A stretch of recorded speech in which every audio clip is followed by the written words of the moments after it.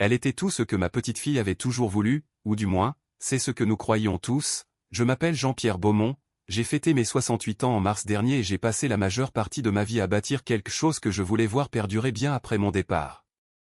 Un empire viticole et un parc immobilier s'étendant à travers tout le Bordelais, un fonds fiduciaire familial d'une valeur d'un peu plus de 80 millions d'euros, et plus important encore que tout cela, un petit-fils et une petite-fille qui m'appellent encore le dimanche soir juste pour discuter. Pas pour demander quoi que ce soit, juste pour parler, et un homme de mon âge sait à quel point c'est rare. Ma petite-fille, Léa, a 29 ans, elle a les yeux de sa défunte grand-mère et l'entêtement de son père. Ce qui est à la fois sa plus grande force et ce qui m'a empêché de dormir quand elle m'a annoncé il y a 14 mois qu'elle avait rencontré quelqu'un. Il s'appelait Adrien Marois, 34 ans, toujours élégant. Avec ce genre d'assurance tranquille qui remplit une pièce avant même qu'une personne ne prenne la parole, il avait été présenté à Léa par une collègue de l'hôpital. Elle travaille comme psychomotricienne pédiatrique à Lyon, et en l'espace de 4 mois. Il avait quitté Paris pour s'installer plus près d'elle. C'est romantique, disait tout le monde, il est dévoué. Je n'ai rien dit à l'époque, j'ai observé, c'est quelque chose que l'on apprend quand on a négocié des contrats d'exploitation forestière et viticole pendant 40 ans. On observe avant de parler, et on écoute ce que les gens ne disent pas autant que ce qu'ils disent. Adrien disait beaucoup de choses, il parlait de son travail de conseiller en gestion de patrimoine privé, il parlait de clients qu'il ne pouvait pas nommer, de transactions qu'il ne pouvait pas détailler, d'opportunités qu'il était toujours sur le point de conclure. Il parlait du domaine de son père dans le Luberon et d'un portefeuille immobilier sur la Côte d'Azur qu'il décrivait toujours de manière vague comme étant substantiel. Mais il ne nous montrait jamais rien, il se contentait de parler.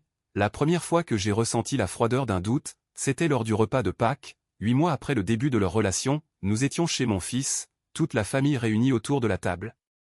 Avec le gigot d'agneau que ma belle-fille prépare chaque année, les enfants qui couraient dans le couloir. Adrien avait été charmant tout l'après-midi, mais à un moment donné, je suis sorti sur la terrasse pour prendre l'air et je l'ai entendu au téléphone au coin de la maison.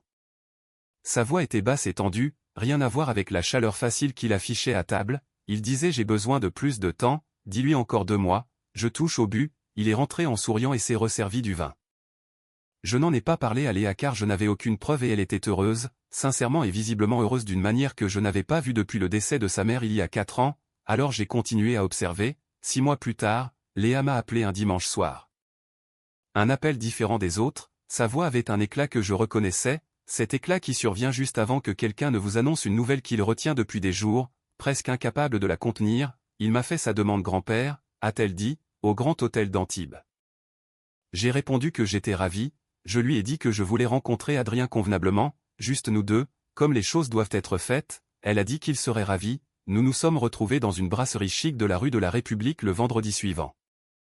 Adrien était à l'heure, il a commandé le 2e vin le moins cher de la carte, une petite mise en scène de modestie, et m'a regardé droit dans les yeux en me serrant la main. Tout était correct, et c'était d'une certaine manière le problème, c'était trop correct. Comme la façon dont un homme se comporte lorsqu'il a répété la rencontre plutôt que d'y être simplement venu. Il a parlé de son amour pour Léa, de ses intentions, de la construction d'une vie à Lyon, puis, presque comme une parenthèse, de la manière dont une personne habile dissimule ce qui compte le plus. Il a mentionné le fonds fiduciaire familial. Léa m'en a un peu parlé, a-t-il dit, de la structure que son grand-père a mise en place. Je trouve ça merveilleux que vous ayez protégé la famille de cette façon. J'ai d'ailleurs fait un travail similaire pour des clients sur la législation des trusts et l'ajout de bénéficiaires. C'est une façon intelligente d'unifier les intérêts d'une famille, surtout avant un mariage. Il a souri, j'ai souri en retour, je n'ai rien dit mais je l'avais entendu. L'ajout de bénéficiaires, sur le chemin du retour, j'ai appelé ma notaire, maître Isabelle Lefebvre, qui gère le fonds Beaumont depuis que ma femme et moi l'avons établi il y a 22 ans. Je ne lui ai pas dit pourquoi j'appelais, pas encore. Je lui ai demandé de me rappeler la procédure pour ajouter un bénéficiaire au fonds. Elle m'a dit que cela nécessitait ma signature, 2 témoins et un acte notarié. Ce n'était pas quelque chose qui pouvait arriver sans mon implication directe et délibérée. Mais le fait qu'Adrien l'ait abordé de lui-même lors de la première véritable conversation que nous ayons jamais eue était une chose que je ne pouvais pas ignorer. J'ai commencé mes recherches discrètement, je veux être honnête là-dessus. Je n'ai pas engagé de détective privé ni sollicité de faveur particulière. J'ai commencé comme j'ai toujours commencé quand quelque chose me semble louche dans une affaire. J'ai passé des coups de téléphone, j'avais un contact dans une agence immobilière commerciale à Nice. Un homme nommé Gérard qui faisait affaire avec ma société depuis 15 ans, je l'ai appelé un lundi matin et lui ai demandé négligemment s'il avait déjà rencontré un gestionnaire de fortune nommé Adrien Marois. décrivant le lien entre Paris et la Côte d'Azur et lui donnant les détails que j'avais. Gérard m'a rappelé le mercredi. « Jean-Pierre, a-t-il dit, j'ai demandé autour de moi, personne sur le marché de Nice ne connaît ce nom, ni en gestion de patrimoine, ni dans l'immobilier, ni dans aucun domaine connexe, s'il a un portefeuille ici, il est invisible, je l'ai remercié. J'ai laissé décanter pendant une journée, puis j'ai essayé une approche différente. Adrien avait mentionné le domaine de son père dans le Luberon à plusieurs reprises, toujours dans le contexte de la vieille fortune familiale, une propriété historique dans la famille Marois depuis des générations. C'était un détail destiné à établir sa légitimité, à signaler qu'il venait d'un milieu solide. J'ai appelé un collègue qui travaillait au registre fonciers agricoles dans le Vaucluse, un homme que je connaissais depuis mes 30 ans. Et lui ai demandé d'effectuer une recherche sur toute propriété associée au nom Marois dans la région de Gordes. Il m'a rappelé sous 48 heures, il n'y avait aucun domaine Marois, il n'y avait aucune propriété d'aucune sorte enregistrée sous ce nom dans le Luberon. Le résultat le plus proche était un petit lotissement résidentiel à Cavaillon qui avait été vendu il y a 8 ans par un certain Raymond Marois, mais c'était une maison modeste sur un terrain standard, rien qui ressemble à la propriété historique décrite par Adrien. Je me suis assis dans mon bureau un jeudi après-midi avec ces deux informations et j'ai ressenti ce calme particulier qui ne vient pas de la sérénité mais de la clarté. Ce n'était pas un malentendu, c'était une architecture. Adrien Marois avait construit une version de lui-même conçue spécifiquement pour être acceptée par une famille comme la mienne. Je n'ai toujours rien dit à Léa, j'avais besoin de plus avant de pouvoir parler. Le mariage était prévu pour la mi-juillet dans une auberge près d'Annecy. Léa aimait cette ville depuis qu'elle était petite, quelque chose dans les montagnes, le lac et la façon dont la lumière frappe l'eau en fin d'après-midi. Le budget avait augmenté régulièrement depuis les fiançailles. Ce qui avait commencé comme une célébration modeste pour la famille proche s'était transformé, principalement sur suggestion d'Adrien, en un événement mondain. Nouveau prestataire, surclassement du traiteur, un photographe venant spécialement de Paris. Chaque ajout était proposé avec douceur, présenté comme ce que Léa méritait, et chacun était accepté avant même que je ne comprenne ce qui avait été décidé. En novembre, le budget avait atteint 280 000 €. Le père de Léa, mon fils Marc, était mal à l'aise mais ne disait rien directement à Adrien, il me le disait à moi. Ce qui signifiait qu'il espérait que je dise quelque chose, ce qui signifiait que toute la famille m'attendait. J'ai demandé à Maître Lefebvre de faire des recherches plus formelles sur Adrien. Je lui ai donné tout ce que j'avais, son nom complet, son adresse professionnelle déclarée à Paris, le nom du cabinet pour lequel il prétendait travailler. Je lui ai dit d'être discrète et minutieuse. Elle est revenue vers moi 2 semaines plus tard. Le cabinet nommé par Adrien n'existait pas. Il y avait une société au nom similaire enregistrée en 2019 qui avait été dissoute en 2021 faute de dépôt de bilans annuels. L'adresse professionnelle qu'il avait donnée était un service de domiciliation postale dans le 8e arrondissement, ses certifications professionnelles. Il avait mentionné être gestionnaire de portefeuille agréé, ne figurait dans aucune base de données de l'autorité des marchés financiers, et Isabelle avait trouvé autre chose, un casier judiciaire ou plutôt un dossier civil de 2020 au Pays Basque, une plainte déposée par une famille de Biarritz. Un couple de retraités nommé Leroy, alléguant qu'un homme utilisant le nom de Marc Lavoie s'était lié sentimentalement avec leur fille, avait obtenu un accès partiel aux documents financiers de la famille et avait transféré une partie d'un compte joint avant de disparaître. L'affaire s'était réglée à l'amiable avec une clause de confidentialité mais la trace existait. La photographie jointe au dossier des Leroy, celle que la famille avait soumise, était celle d'Adrien Marois. Je ne suis pas un homme qui panique, j'ai traversé des épreuves difficiles dans ma vie. La crise des années 90 qui a failli emporter tout ce que j'avais bâti, la maladie de ma femme, les années qui ont suivi, je sais comment analyser des informations graves tout en décidant quoi en faire. Mais quand Isabelle m'a envoyé cette photo par courriel et que je l'ai ouverte sur mon ordinateur à 6 heures du matin avec une tasse de café refroidissant à mes côtés, j'ai ressenti quelque chose que je ressens rarement. J'ai eu peur, pas pour moi, pour Léa. Le dîner de répétition avait lieu un vendredi soir fin juin à l'auberge d'Annecy, 43 personnes autour de longues tables en bois, la lumière des lanternes, l'odeur du bois, le bruit du lac quelque part en dessous de nous dans l'obscurité tiède. Léa était radieuse. Les yeux de sa grand-mère brillants, son visage ouvert d'une manière qui la faisait paraître à nouveau comme une adolescente. Adrien circulait dans la pièce avec l'aisance d'un homme qui avait fait cela de nombreuses fois. Mon petit-fils, le frère aîné de Léa, Romain, il a 32 ans. Travaille comme chef de projet à Grenoble, était venu pour le week-end. Nous avons toujours été proches, Romain et moi. C'est une personne calme, prudente comme le sont les gens sérieux, le genre d'homme qui remarque les détails et les archives. Il est venu s'asseoir à côté de moi après le dîner alors que les gens se déplaçaient vers le brasero à l'extérieur. Il s'est penché et a dit doucement sans me regarder: grand-père, j'ai trouvé quelque chose. Je ne voulais rien dire avant ce soir parce que je n'étais pas sûr mais j'ai trouvé quelque chose, il avait fait ses propres vérifications, il avait trouvé la même société dissoute qu'Isabelle et il était allé plus loin, il avait localisé une femme à Toulouse via un contact commun. Une femme qui avait été en couple avec un homme correspondant à la description d'Adrien il y a environ 3 ans, l'homme se faisait appeler Daniel Forestier, il était resté dans sa vie pendant 8 mois. L'avait convaincu de transformer un compte d'épargne en compte joint pour l'avenir et avait retiré 63 000 € avant de rompre et de disparaître. Romain lui avait parlé au téléphone la semaine précédente, elle a pleuré, a-t-il dit, elle attendait au fond d'elle-même que quelqu'un appelle. J'ai posé ma main sur le bras de mon petit-fils, je lui ai dit qu'il avait fait ce qu'il fallait, je lui ai dit d'aller profiter du reste de la soirée et de me laisser gérer la suite, j'ai trouvé Adrien sur la terrasse près du feu, un verre à la main, riant de ce que quelqu'un venait de dire. J'ai touché son épaule et lui ai dit que j'avais besoin de 5 minutes, il est venu sans hésiter, toujours souriant, nous avons marché vers une partie plus calme du domaine près de la balustrade qui surplombe l'eau, je pouvais entendre le clapotis du lac dans le noir.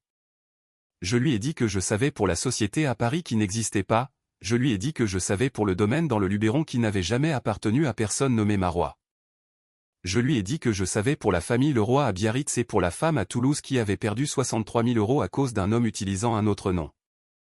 Je lui ai dit que j'avais transmis tout ce que j'avais trouvé à ma notaire et qu'elle était déjà en contact avec la brigade financière de la gendarmerie, il a cessé de sourire au milieu de mon récit, au moment où j'ai fini, il était totalement immobile.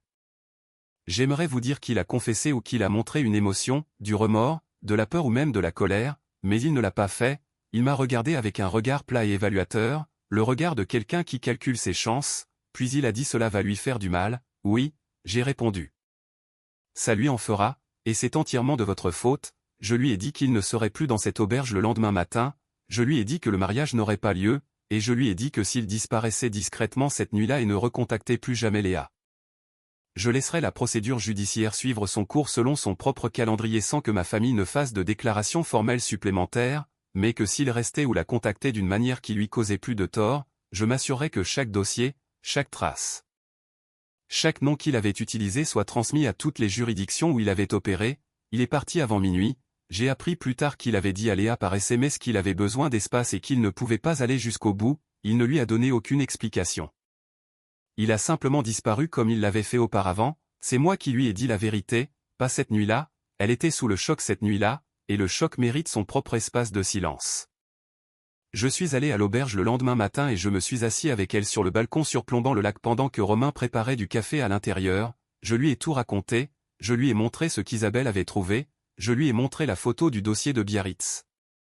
Je lui ai parlé de la femme à Toulouse, elle est restée silencieuse pendant un long moment, le lac était calme ce matin-là, puis elle a demandé depuis combien de temps savais-tu, je lui ai dit la vérité, je lui ai dit que j'avais des soupçons depuis Pâques. Que j'avais commencé les vérifications sérieusement après le dîner de fiançailles et que j'en étais certain depuis environ 3 semaines, elle m'a demandé pourquoi je ne lui avais pas dit plus tôt. Je lui ai répondu que j'avais besoin d'être certain avant de parler car parler sans certitude n'aurait fait que la pousser vers lui, et je lui ai dit, et c'est la partie qui m'a coûté le plus à dire, que j'avais aussi eu peur d'être le grand-père qui brise un rêve, peur de me tromper.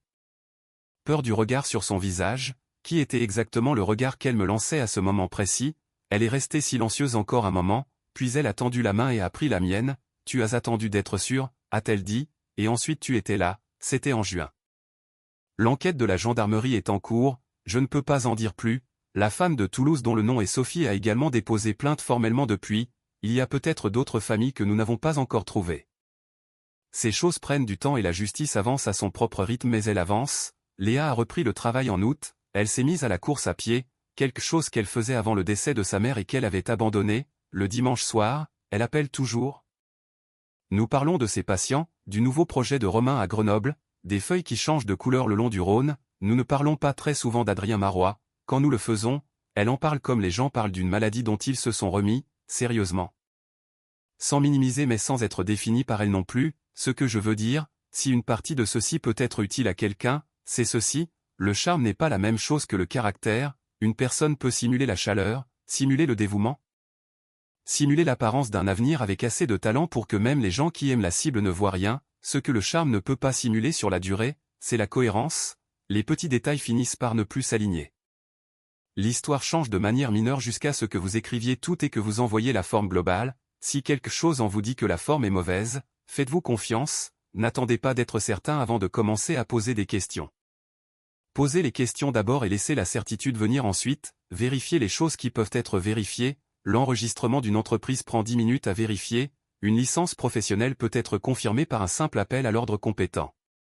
Une revendication immobilière peut être recherchée dans n'importe quel bureau des hypothèques du pays, ce ne sont pas des actions dramatiques, c'est de la diligence raisonnable ordinaire, le genre que chacun d'entre nous ferait avant de signer un contrat.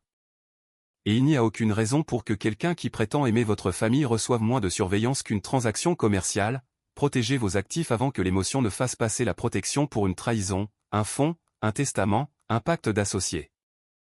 Ces documents existent précisément pour que les gens que vous aimez n'aient pas à affronter des prédateurs sans armure, mettez-les en ordre, revoyez-les, ne laissez pas le travail de protection pour après l'arrivée de la crise, et quand vous trouvez quelque chose qui ne va pas. Ne le portez pas seul. J'ai fait l'erreur de le porter plus longtemps que j'aurais dû, je me disais que c'était de la prudence et en partie c'était le cas, mais c'était aussi cette même peur qui garde beaucoup de gens silencieux, la peur d'être celui qui gâche tout, vous ne gâchez rien. Vous empêchez quelque chose d'être gâché, c'est une chose totalement différente, et les gens qui vous aiment finiront par comprendre la différence. Romain l'a comprise immédiatement, Léa l'a comprise sur ce balcon face au lac avant même que le café ne soit terminé. Cela compte plus pour moi que tout le reste, j'ai 68 ans, j'ai gagné de l'argent, j'en ai perdu et j'en ai regagné, j'ai enterré ma femme, élevé un fils et vu mes petits-enfants devenir des personnes que j'admire sincèrement. Le fond que j'ai bâti n'est pas la chose la plus importante que je laisserai derrière moi, la chose la plus importante et plus simple que cela, ce sont les appels téléphoniques du dimanche. C'est Romain assis à côté de moi à la lumière des lanternes se penchant parce qu'il savait que j'écouterais, c'est Léa sur le balcon ne retirant pas sa main, c'est cela que nous protégeons, tout le reste n'est que de la paperasse.